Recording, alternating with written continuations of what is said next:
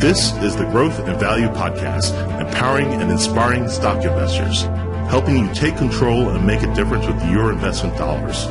Looking for quality stock tips? Well, we may or may not be talking about Apple. We may or may not be talking about Google. We may or may not be talking about Disney. However, since we use our proprietary algorithms to screen, analyze, and rank over 6,000 stocks every week, we will be talking about timely investment opportunities. So you may often hear the name of a company you haven't heard of before, and you know what? That is often the best kind of opportunity, an opportunity to get in early before the investing masses. The Growth and Value Podcast is made possible by Connor Management Group, a registered investment advisor firm.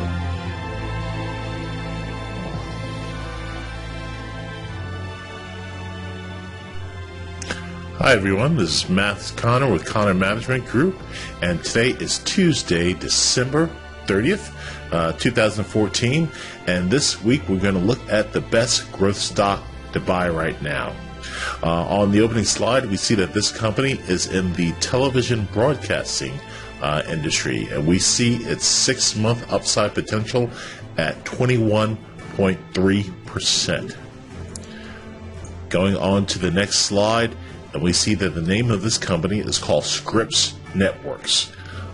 Scripps Networks Interactive, to be exact. Its ticker symbol is SNI. And once again, this company is in the TV, really / cable broadcasting industry. And we see its 6-month upside potential at 21.3%. On to the quick facts slide.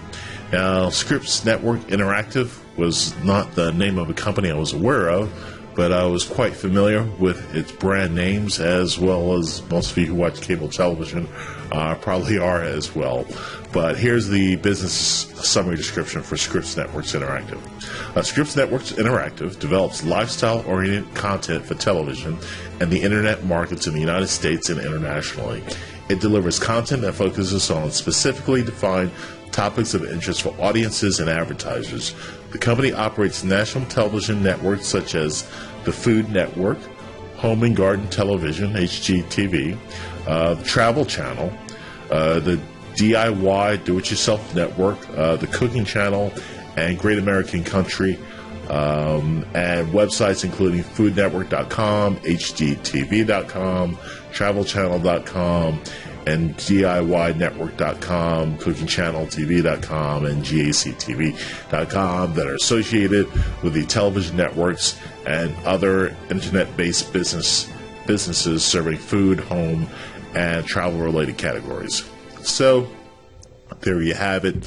This is the company that owns what I believe to be pretty popular channels, such as the Travel Channel, HGTV, and the Food Network.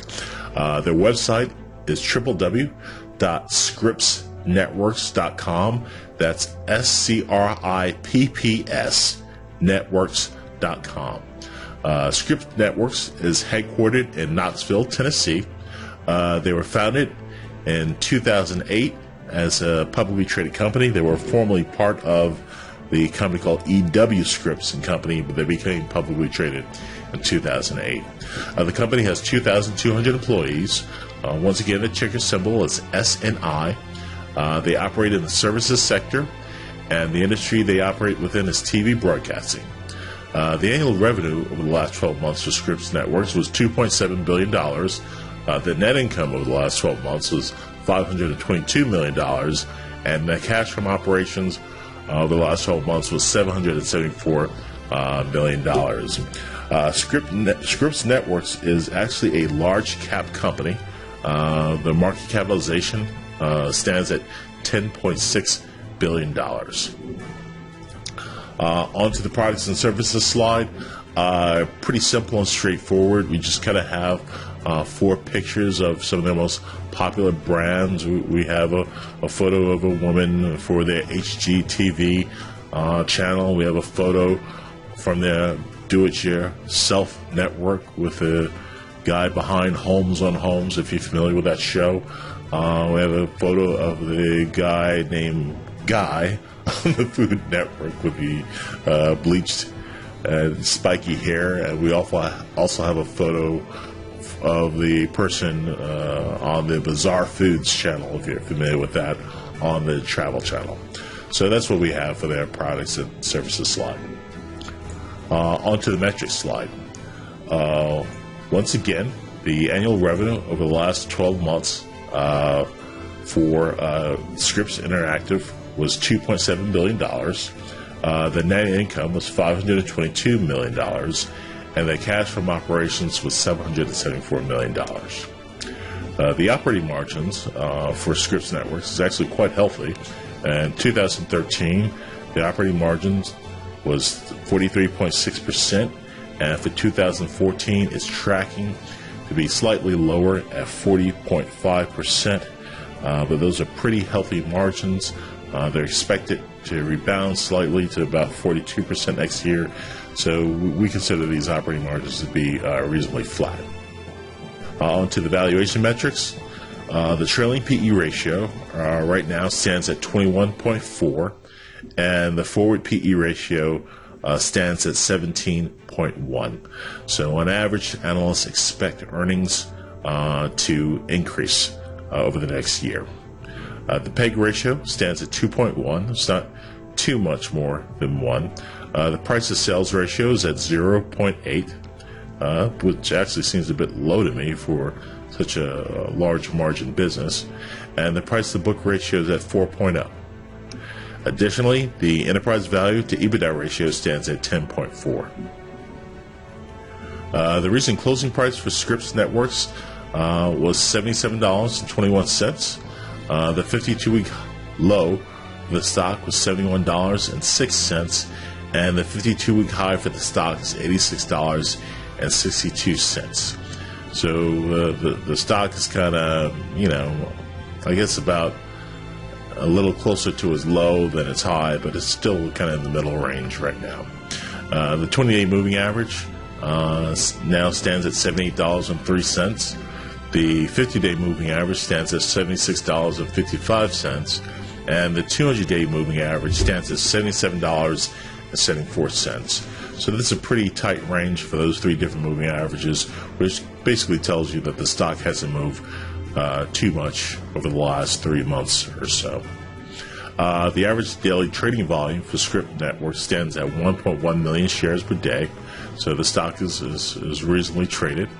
And the beta for the stock is at 0.7.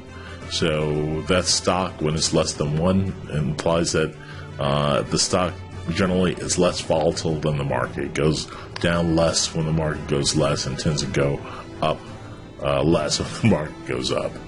The dividend yield for Scripps Network stands at 1.0%, and its average dividend payout ratio is at 17%.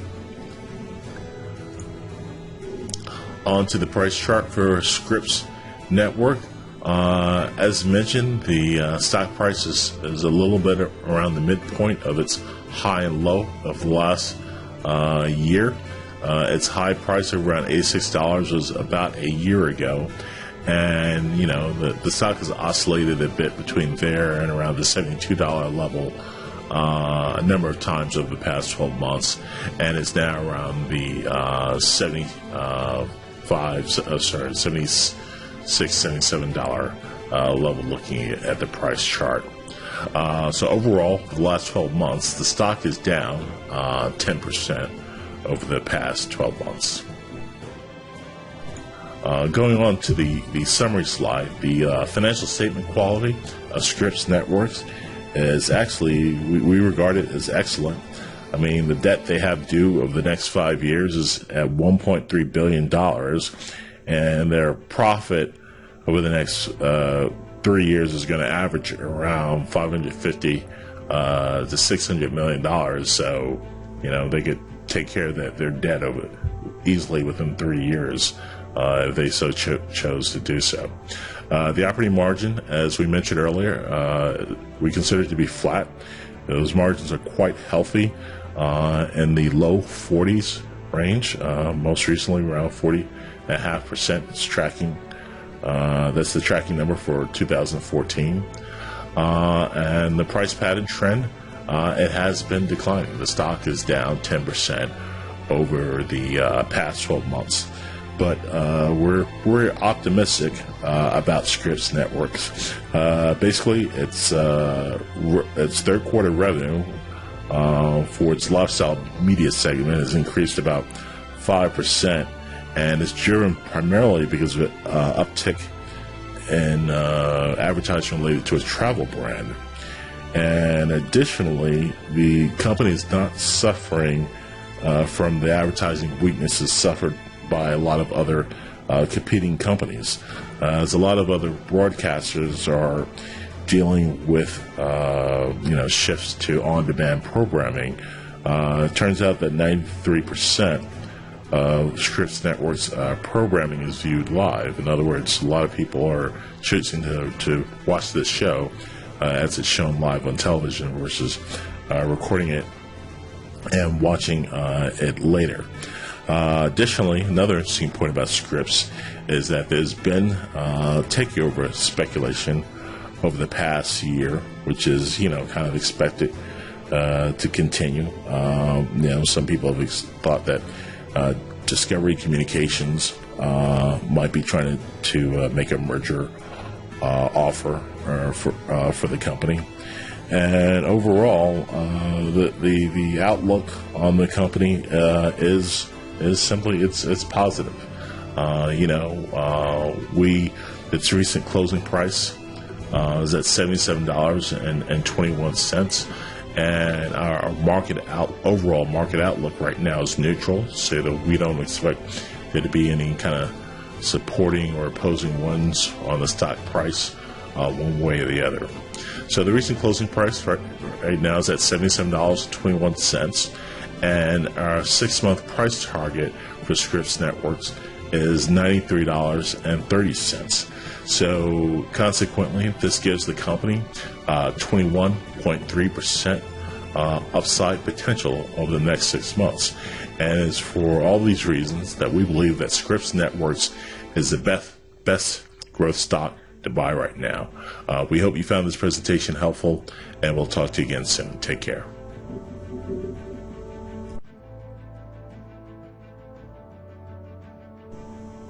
Hi, this is Mathis Connor from Connor Management Group, and I just wanted to take a few more minutes to give you some background about myself and Connor Management Group. First of all, if you enjoyed this podcast, and I hope you did, and you have been over the past few months or so, please write us a review on iTunes and Stitcher. We really would appreciate it, and it would help us get more subscribers. So that's something we'd appreciate. So for the podcasters out there, please go to Stitcher or iTunes, and for you guys on YouTube, I'd appreciate thumbs up and like, as well as just becoming a subscriber to the CMG Stock Picks channel. All right, well, that's what I wanted to say with regard to the podcast and YouTubers. Hey, try to be efficient. But I wanted to share a little bit about myself. Basically, I've been told from some friends and listeners that know me that I could enlighten my audience with a little bit more about myself. So I'm not all that comfortable with telling about myself. I really kind of want you to enjoy the content. But for those of you that have an interest, this is why the stuff is all the way at the end. So, okay. My name is George Mathis Connor. My background is that I have a bachelor's in mechanical engineering from a place called Rensselaer Polytechnic Institute, engineering school in upstate New York. A master's in engineering from Cornell University, also in mechanical engineering, and I have an MBA in finance from the University of Chicago. So hey, that takes care of my educational background. Basically, bottom line is to see, I did a lot of schooling. What my career experience has been to date. I started out my career as an engineer, did a few years of that. Worked on a lot of cool landmark renovation buildings in New York City for a few years. One of the most high-profile ones was my company, or I should say the company I worked for, was part of the renovation team of Grand Central Terminal. So for those of you that passed through there, I've spent a number of years in and out of every cranny of that building and facility. I also worked as a banker in New York after I got my MBA, And basically, I worked on financing a lot of large-scale infrastructure projects, mostly power plants, but I worked on some basketball arenas as well, and some chemical plants, and even some coal mines. I've been deep down in the ground a number of times in my career. Additionally, let's see, after that, started working on the investment side of developing power plants, and particularly I spent most of my career with a company called Enron and another company called GDF Suez, where I worked on the development of power projects where where I acted as a equity investor for whether we were going to build them or buy them or sell them. And after GDF Suez, I am now an investment manager, and basically, I've been studying deals over the years, learning to build complex financial statements, always evaluating them, the cash flows, and making sure that these things will be profitable. And investing in the stock market was always a hobby of mine that I took more and more serious over the years. So after a bunch of time, I just, I'm really going to go after this. And so I spent maybe about, 3 years actually working on the development of some proprietary algorithms. I was just convinced that with my mathematics and computer background, coupled with all these financing deals, of which I became very good in with accounting and finance, I thought that I could at least find one way of consistently finding stock opportunities. So it was the development of these proprietary algorithms and me having some success with them that led me to the development of Content Management Group and the development of all these videos and podcasts you've been seeing and hearing. And, I am pretty happy with these algorithms. Basically, they review, analyze, and rank over 6,000 stocks every week. They're pretty comprehensive and pretty thorough. The algorithms use fundamental technical analysis and also consider some macro level measures. And another thing that's pretty unique is that these algorithms estimate future stock prices with specific time horizons. I haven't seen too many people on the web that will give you a potential stock price, say consistently say this is what we expect the price to be in 6 months, or this is the price that we expect there to be in 12 months. And I think for most of the videos and podcasts that I produce, you've always heard me give a potential stock price going 12 months out. The premium subscribers actually give them a stock price for the top stock prices for 6 months out. So that's about what I have to say about the algorithms. Additionally, about Content Management Group, our primary offering of CMG LLC is that we are a managed account service.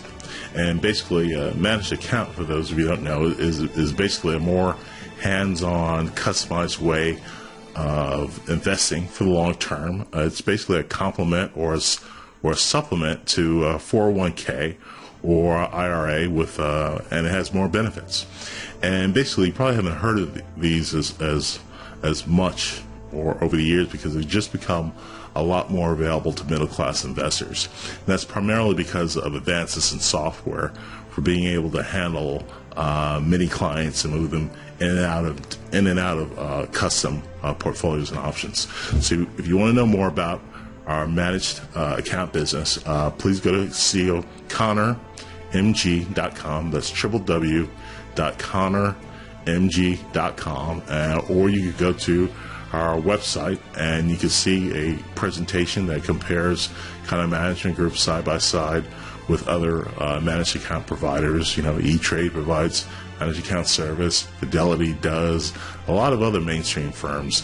And like we said, basically now that the technology is advanced with software, it's a lot easier to manage. So basically, as with E-Trades, the minimum size of account we open, say $25,000. And while as I'd say 10 years ago or more, minimum account size is probably $500,000. So there are a lot of changes, and you'll be hearing more and more about this account service as time goes by. Additionally, let's see. Additionally, you can get to know us through our social media footprint. Basically, we have a presence on all the major websites for your convenience, and there you can get a lot more articles and hear about different points of view on things going on in the market. So we have a presence on Twitter, Google Plus, and Facebook, as well as LinkedIn also. So you can be kept abreast for our thinking on stock investing, as well as things we share by others who we consider thought leaders. And finally, CMG offers 2 newsletters, both weekly, 2 weekly newsletters. One is to keep investors up to date about relevant news and provide in-depth analyses on a quality investment opportunity. And those opportunities are consistent with the free weekly podcasts and videos. And the other newsletter we provide is our premium newsletter, and that one provides the latest top picks from our proprietary algorithms that we run every week. So, feel free to go to CMG stockpicks.com, and you can go there to subscribe to the newsletters. And if you go to the website, you can also view this deck and or any of the decks going forward, and there'll be a link there to everything I've just talked about. Basically, everything from the podcast to the newsletter to the presentations about our managed account service. So, hope this was helpful. Nice overview. Hope it didn't bore you. You can listen to this a couple times. That's why I put this at the end of the stock presentation. And I'll talk to you soon. Take care. Bye.